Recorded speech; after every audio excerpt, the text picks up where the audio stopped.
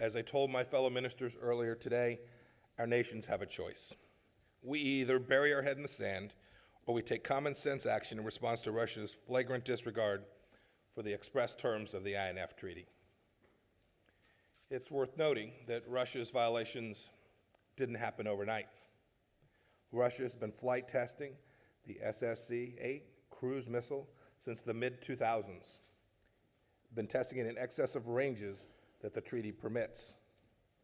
All the tests of the SSC-8 have originated from the Kapustin Yar site from both a fixed and mobile launcher. Its range makes it a direct menace to Europe. In 2017, General Salvo of the Joint Chiefs of Staff told Congress that Russia had deployed its missile, and I quote, in order to pose a threat to NATO and to facilities within the NATO area of responsibility, end of quote.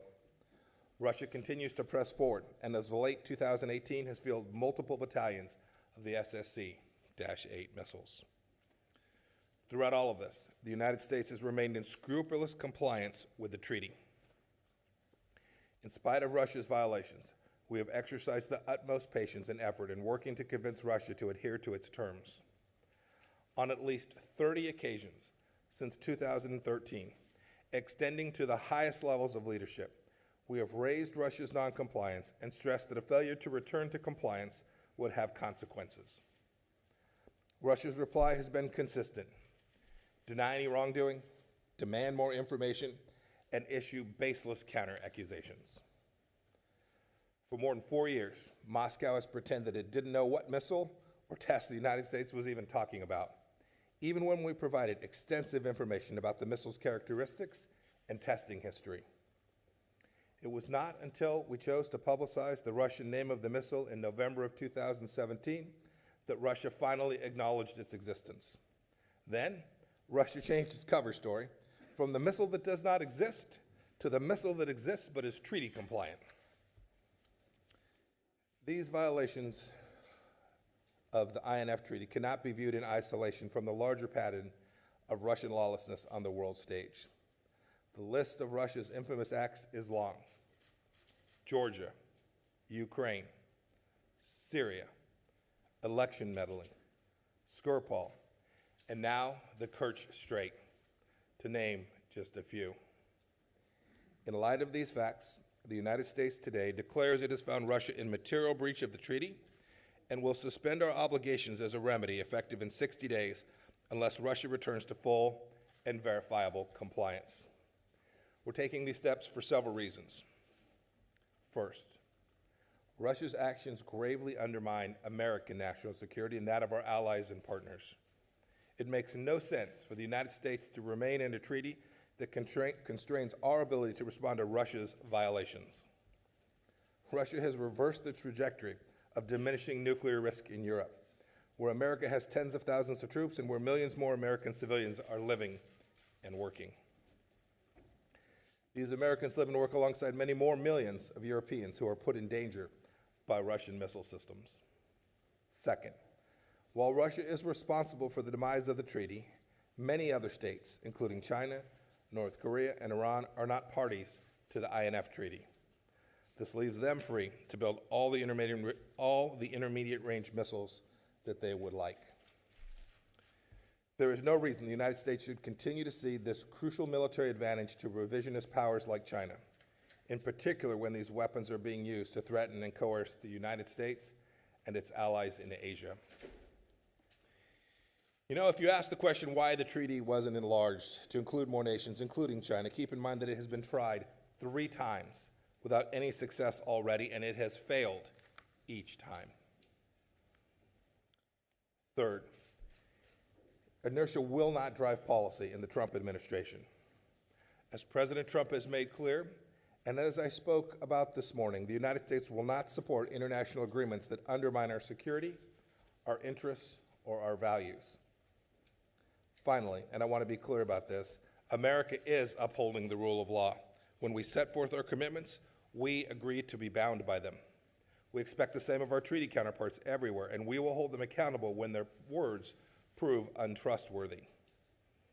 If we do not, we'll get cheated by other nations, expose Americans to greater risk, and squander our credibility. Earlier today, I spoke on America's enduring leadership role in the international order, and I reiterate that powerful American leadership means never abandoning our responsibility to protect our security and our nation's sovereignty. I've stated our position in no uncertain terms. The United States remains hopeful that our relationship with Russia can get on better footing. With that being said, the burden falls on Russia to make the necessary changes. Only they can save this treaty. If Russia admits its violations and fully and verifiably comes back into compliance, we will of course welcome that course of action. But Russia and Russia only can take this step. We appreciate NATO's strong support for the United States decision as expressed in this statement released today. The United States and our NATO allies stand vigilant that Russia's lawless conduct will not be tolerated in the realm of arms control or anywhere else. Thank you. Questions. The first one goes to Terry Schultz from Deutsche Welle. Terry. Hi, thank you. Secretary Pompeo, I'm here. Gotcha. What does this mean concretely? What will the next steps be? Are you just waiting the 60 days and hoping that Europe can help pull Russia back into compliance? How exactly will this play out now? And then does the 6 months start in 60 days? Just a few more details on that. Thank you. You bet. So, as I said in my remarks, we would welcome a Russian change of heart, a change in direction, the destruction of their program, and their follow-on continuance of the terms of the treaty. And so, over the next 60 days, they have every chance to do so.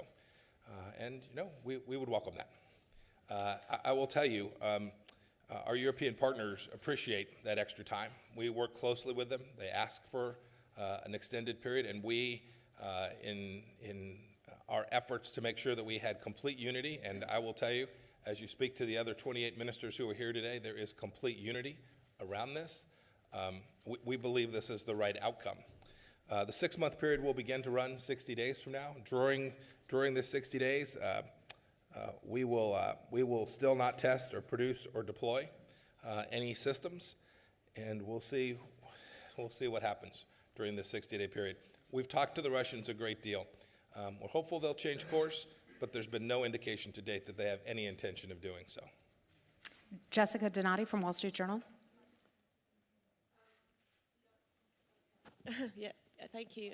Beyond withdrawing from or suspending your membership of the INF Treaty, what other steps can you do to help Ukraine in what it's suffering at the hands of Russia? So there was lots of discussion about that today.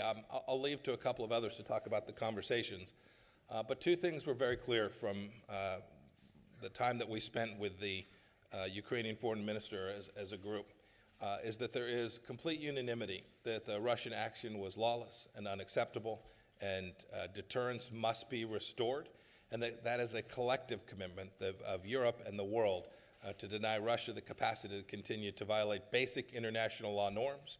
We hope that the Russians will return the sailors that they're holding today just immediately, and we will collectively develop a set of responses that demonstrate to Russia that this behavior is simply unacceptable.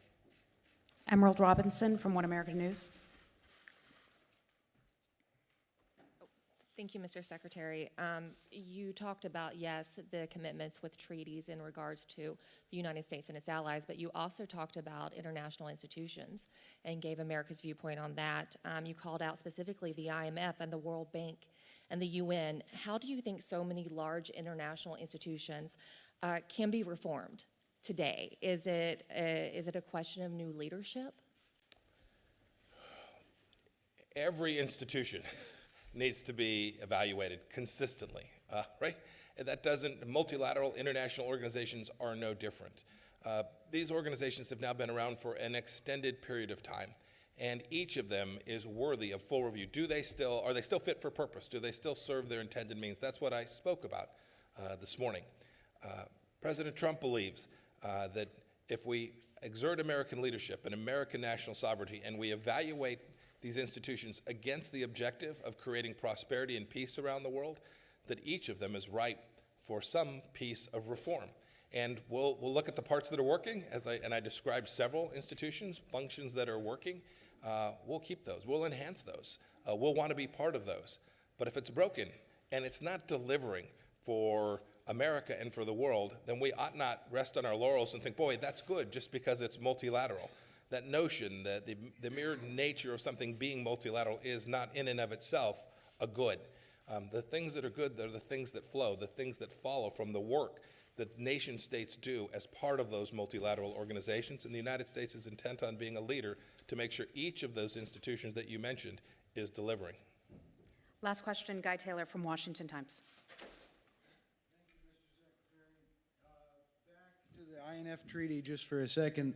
You mentioned the prospect of the U.S. Developing and deploying systems that would otherwise be in violation of the treaty. From a strategic perspective, is that kind of deployment something that the administration, the Trump administration, is really now preparing to do? And can you speak perhaps to European concerns about the prospect of the deployment of mid-range nuclear weapons across Western Europe, for instance, that have been banned by this treaty for so long? So I can say two things about that today. European nations can rest assured that as we prepare how we will all protect and create stability in Europe and around the world from the threat of intermediate nuclear range missiles, and those in particular from Russia, that we will be working closely with our European allies and other allies throughout the world who are also threatened by these missile systems. And so it won't come to a surprise as anyone what the United States is thinking, how we're approaching it, and we will look for their assistance, their help, their inputs in how to develop a security architecture, that actually delivers. I mean, we just to be clear, we had a treaty that had two parties, only one of which was compliant. That's not an agreement. That's just self-restraint. And it strategically no longer made sense to remain in that position, and we'll develop our course forward. I don't want to say much about what the United States policy is going to be, because there are lots of folks still to talk to. And I will also leave to the Department of Defense the nature and work that they're doing on systems that will ultimately potentially be non-compliant. Okay. Thank you very much, everyone. Thank you.